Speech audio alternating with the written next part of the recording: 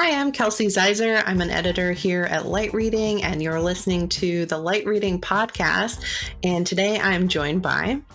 Okay, this is Jim Fagan, CEO of EXA Infrastructure. Great to be with you today. Yeah, same here. Good to see you, Jim.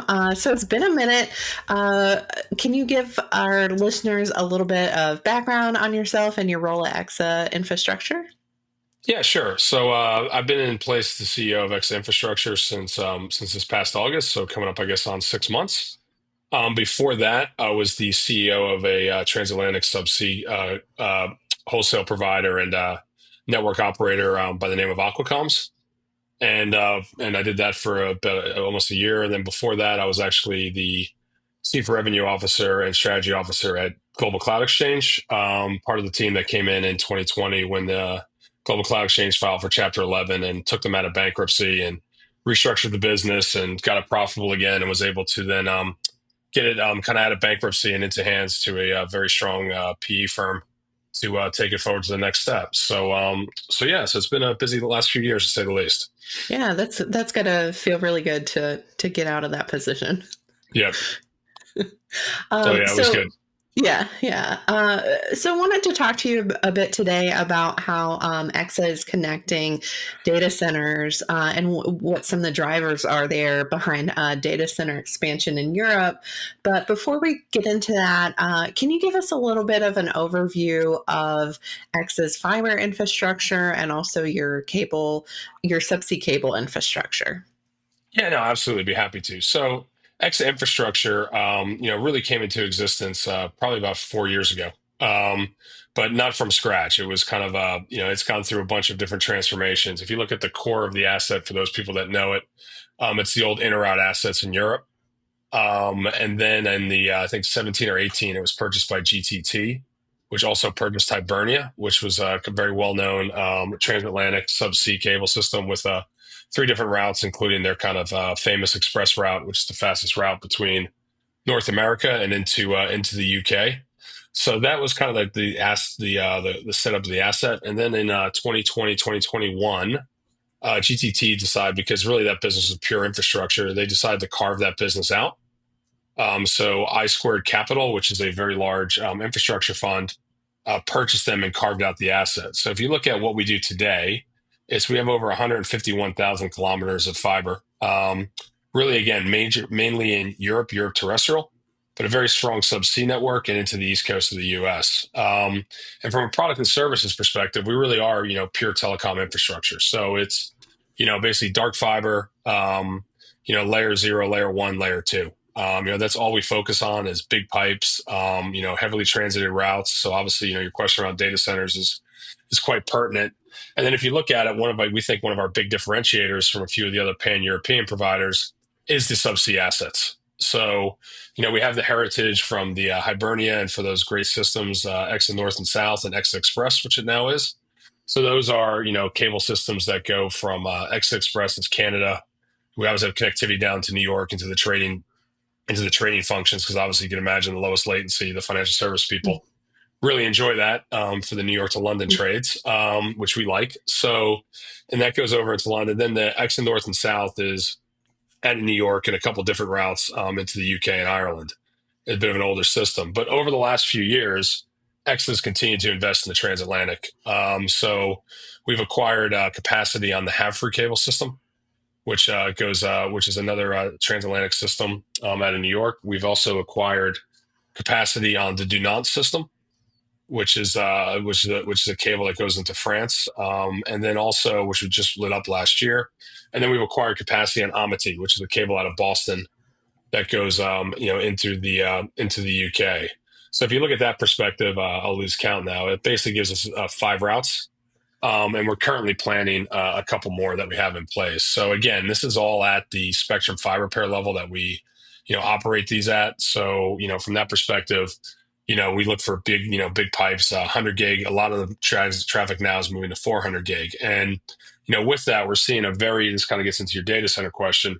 We're seeing a very large uptick in traffic from a lot of that. I think everyone's seen the kind of, almost borderline insane numbers of CapEx that some of the hyperscalers and others are investing in data centers in the US, but obviously those traffics are for their global footprints.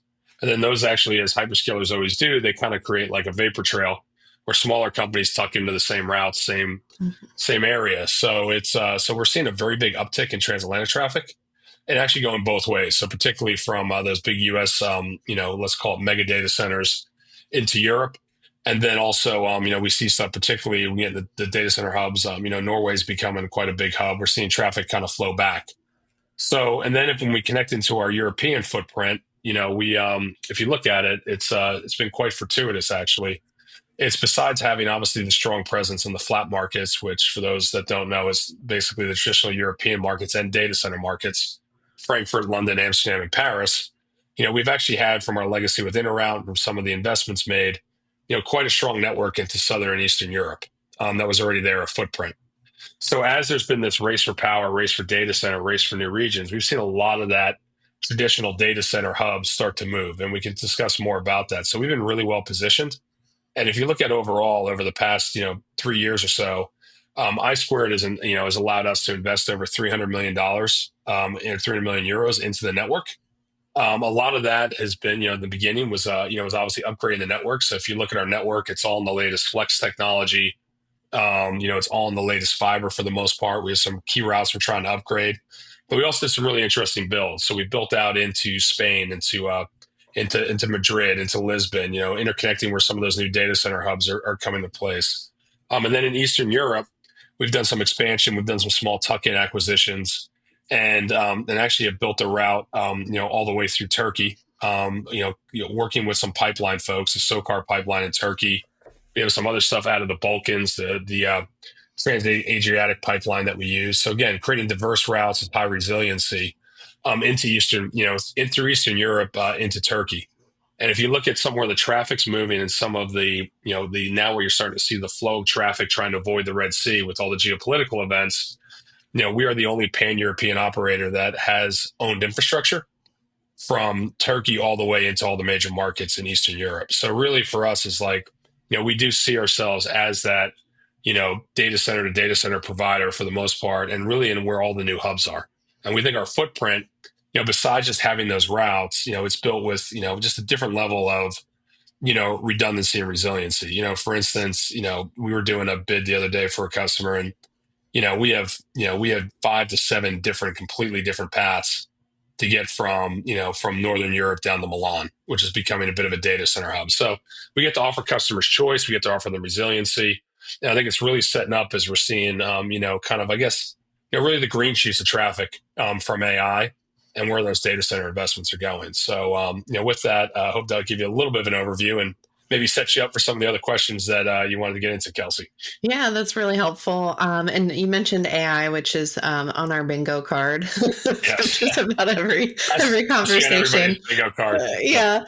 And can you talk a little bit more about that and what some of the other drivers are for this data center expansion? And then also, to kind of dovetail off that, what's causing the expansion in some of those regions you mentioned? Why are they Absolutely. focus areas? You mentioned Spain, Lisbon, so Portugal, Norway. Yeah. Yeah. So let's talk about that because it's actually really interesting. So yeah, AI is the word of the week. It's the word pushing through. And look, there is actually stuff you're starting to see traffic and stuff. And again, I think if you kind of talk to anyone in the industry on the AI side, I think the jury's kind of still out on when these apps really come into the inference stage of like how the data moves between them, et cetera, right? To really get a feel of how close to the edge, how much. I think some of that's still there. We're still kind of in the LLM days and moving into the inference stage. But I think what's getting lost within the AI hype, and again, this is like, I'm calling it hype, but it's real. This is coming. It's not, it's one of these. The question is just how much, right? I always say, I know AI is going to take the data curve up. I just don't know if it's a slight uptick or if we go vertical, right? And I think that's what we need to kind of see. So if we look at though, what's really also underlying a lot of this is cloud is still really growing. If you look at all the hyperscaler clouds, but not even them, it's called the tier 2 clouds, some of the smaller cloud players, all those clouds are growing. People are still moving workloads to the cloud. We're still very early days into that, right? So that's kind of gotten lost in this. So a lot of this traffic that you're seeing is actually the continued growth and acceleration of cloud. If you want to get into traditional, the other aspect of that is then again is, and AI is helping drive this, but I mean, we all know it. The amount of content is just growing exponentially by the day, right? Whether it's videos we consume, TikToks, however you put it, that's pushing that. So you're seeing content providers, you're seeing content moving, you're seeing it from IP backbones, right? So all those traditional things are starting to see an uptick as the amount of data that we're creating and utilizing is growing exponentially. So when we talk about how some of these data flows are moving, in Europe in particular, one of the drivers originally that probably even started 2, 3 years ago before the AI one is, if you think about how an Amazon or a Google or a Microsoft runs their clouds in these regions, like for both some data regulatory stuff, for also some latency stuff, for some different use cases, those regions are really important on how they operate. And what you've seen is as there's increased demand, you've actually seen, Amazon and Google and Microsoft, for instance, and Oracle,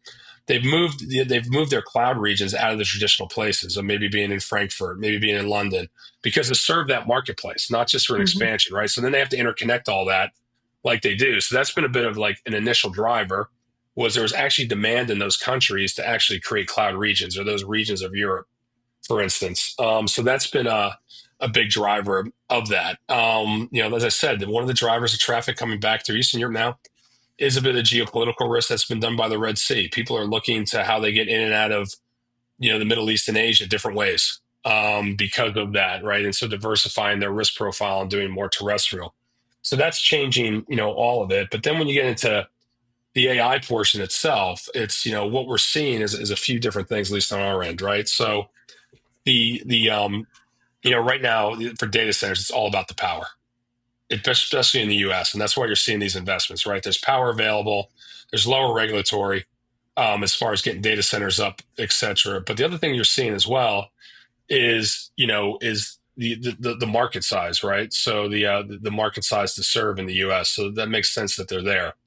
In Europe, some of the traditional markets, whether you talk about, you know, um, London, Amsterdam, Paris, Frankfurt, one of the other, the massive data center markets, the last 20 years has been Ireland, has been Dublin, right? And they're a great use case, right? It's if you look at any of the announcements recently, there's not many there because there's a power issue in Ireland, right? So this is one of Mhm. those when you looked at it, one of the other reasons why Dublin was so attractive, besides the power. So the other thing was you had all the connectivity, the transatlantic connectivity, the bridges into Europe. I mean, obviously there's different things around European Union taxes, et cetera. But if you look at that, so traditionally, I think if you look at where these hyperscalers and where these tier two, tier three players are going to put their AI, you'd much rather be able to plop it in somewhere where all the infrastructure's there, whether it's the connectivity, whether it's kind of the workforce, et cetera. But the reality is that these power loads are insane right now.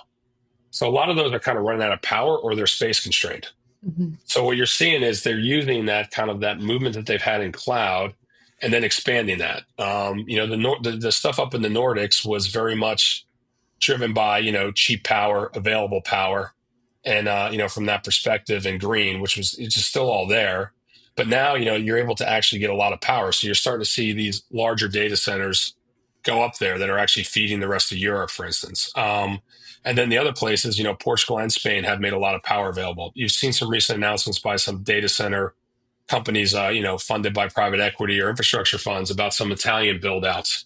So these are all new data center hubs that are going up. But a lot of these, depending on where they are, like obviously there's connectivity into those areas, but it's not the robustness that you would see in kind of Western Europe and the traditional markets. So that's where we see the opportunity for EXA is to interconnect that, whether it's building out on the, with the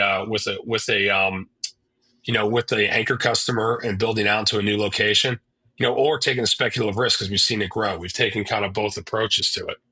But one of the reasons, though, that you're not seeing massive data center growth, you're not seeing the $20 billion announcement and the 3 gigawatts announcements. Part of it is availability for the power, but part of it is regulatory. If you look at it, so obviously we don't know what's going to happen with data regulations or data privacy, et cetera. But if you go invest 15 billion in a country and then it turns out that you can only offer that content within that country or a small zone, it really cuts down on it. So what we're seeing now is a bit of these smaller data centers, but more spread kind of in an edge-like location around Europe. And that's just in the start. That's kind of in the planning phase. They're starting to be built out. From a network perspective, we're looking at how do we hook them back up and how do we interconnect them. So those are kind of the broad trends right now that we're seeing in the market that's driving a lot of demand, but it's also driving a shift in the topology of traffic in Europe. Hmm.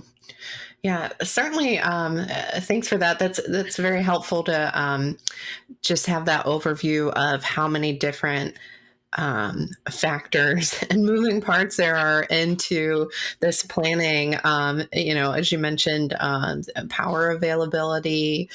Are you going to get the customer demand that you hope for, and then having the infrastructure to support that? Uh, it's make your brain hurt to Yeah, think it does. about it. It is. It's a complex problem, right? And then when you're talking about those large investments in data centers, right? Those are 20, 30-year investments. So it's not, so it does. But then the network has to follow, right? I mean, that's the other thing too, is like, the AI stuff's useless unless it has stuff to talk to. And then what we're also finding out with these large learning models, even when we talk inference, is even at some point, the data needs to go back because that model needs to continuously be training and pushing out new data. So it needs to be picking up. So again, I think we still have to see how the traffic's flow, but that's kind of what we're seeing. And, so you've seen some stuff in the US with Lumen and Zayo, on some stuff around like 500 fiber count, like type deals, right? You're not seeing that, or opportunities. You're not seeing that in Europe right now just because the data centers themselves aren't that big and the data flow is not that big. And you're seeing it more distributed versus out of these massive hubs. Mhm. Yeah, that's really interesting. And I wanted to also talk a little bit about, we mentioned briefly the, financial networks. Can you talk Yes. about EXA's financial network and how it's supporting connectivity between financial exchanges? Yeah, absolutely. Yeah, no, it's look, it was basically built off the back of, if you look at it, the that express cable. Hmm. As I said, if you do the latency and you do it from New York, the trading platforms there, into London, it is the fastest, right? So in the world of high frequency traders, there's a handful of them that latency is absolutely critical to their business, right? And that's critical to their trades.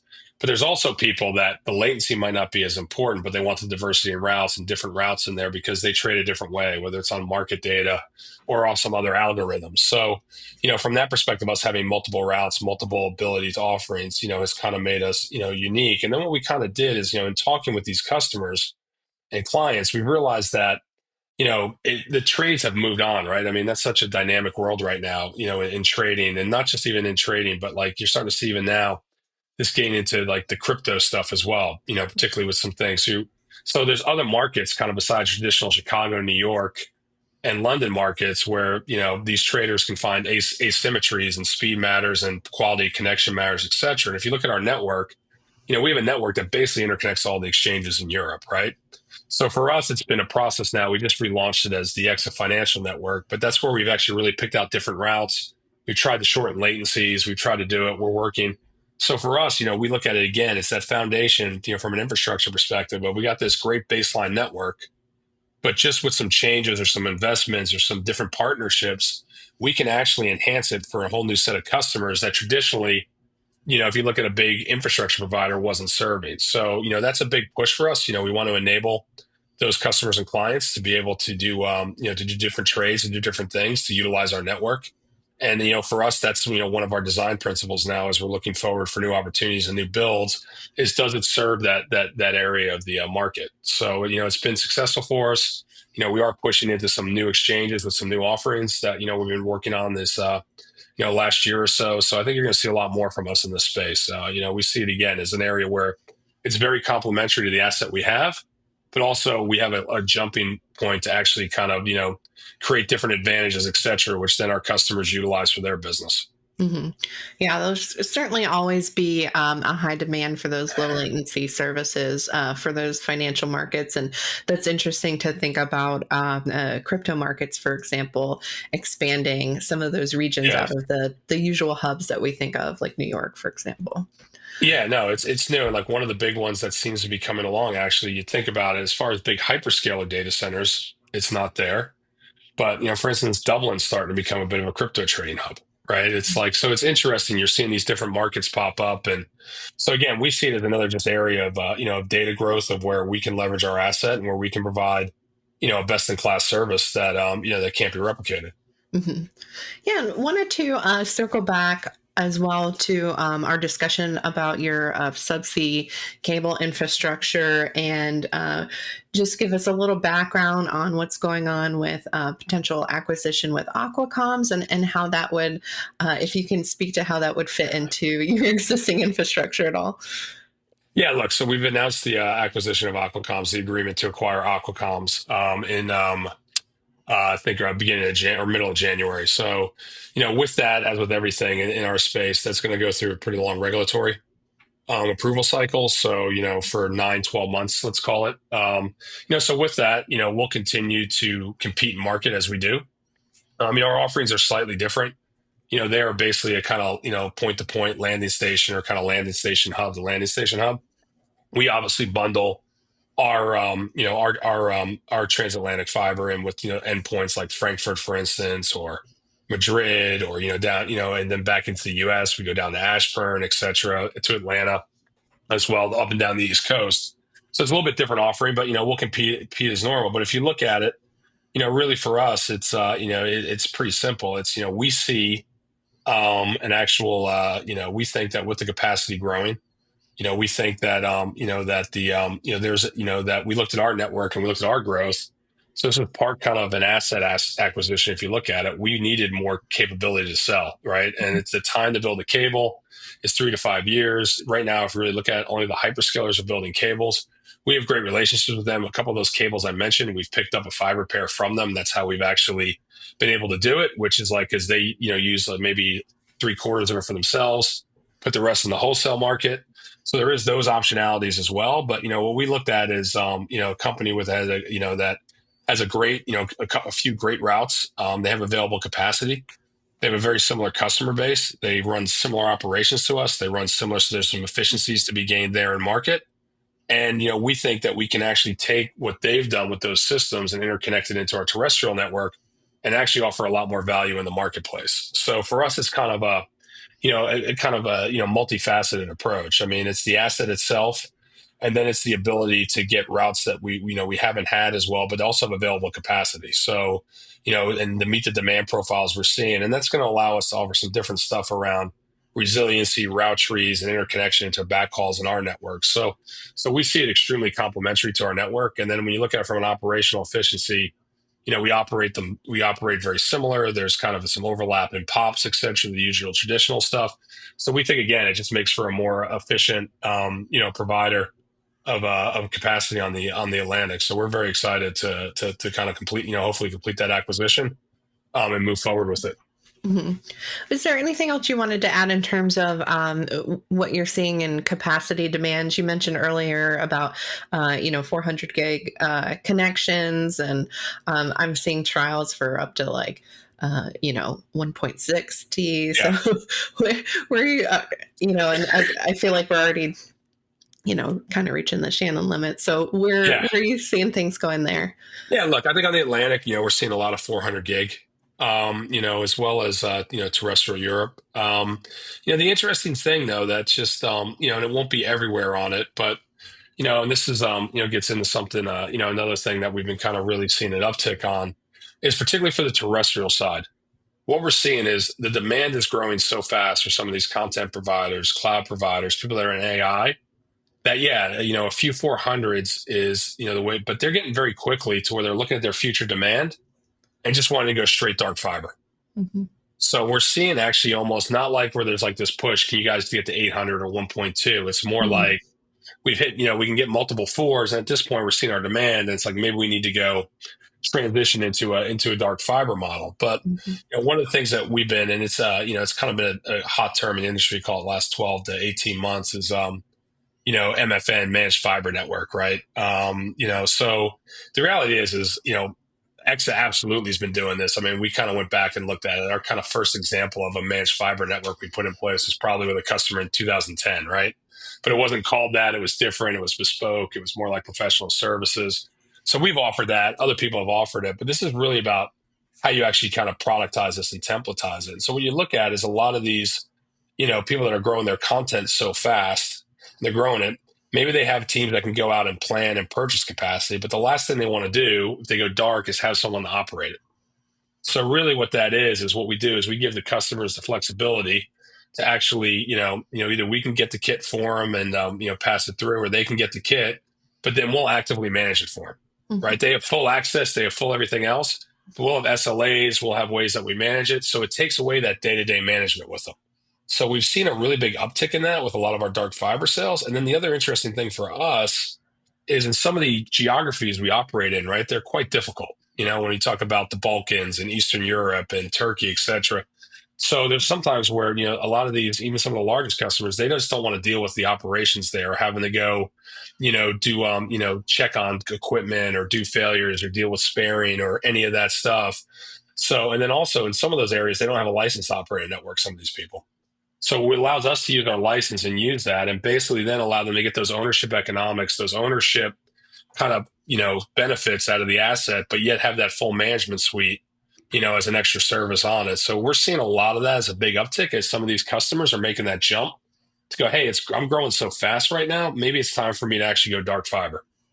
So that's been a big trend change we've seen over the last 6 to 12 months. And we're not seeing any sign of that slowing down. Mm-hmm.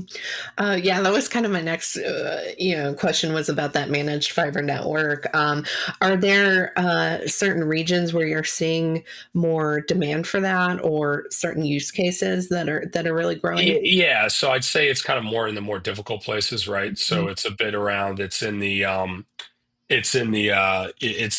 in the more difficult regions. So like Southern Europe or places people don't have a lot of capacity or people. And again, we actually have licenses not only there, we have owned infrastructure there. So it's going next to our own infrastructure. It's not third party, so it's our POPs, et cetera. It's our ILAs or so, from that perspective. But then a lot of it, what we're seeing is the other use case, which is growing more. It's just that, hey, it makes my business easy and it's speed for me to deploy because maybe I'm deploying 5 or 6 different routes and I just don't have the time to go put all these up and manage them and test them. If you can do that for me, it's better. So that's where region wise, then it doesn't matter where it is, right? It could be like just something. So we're seeing kind of both trends kind of come with it. It's that trend of, wow, because I got new data centers, I'm trying to get to new data centers, a new region. I have no expertise there. I have no capability there. Maybe I don't have some licenses there. Help me out. Or it's wow, I just got to get my business up and running and go. And I just don't have time to build out an operational framework around this. And it's the right value prop for me. Mm-hmm.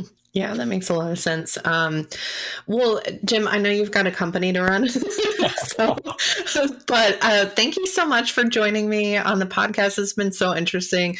I feel like we could talk for hours. Yes. So we'll definitely have to have you back on. No, thanks. And Kelsey, it's good to catch up again. It's been a while. So good to see you. Yeah, thanks so much. Great. Thanks for having me on.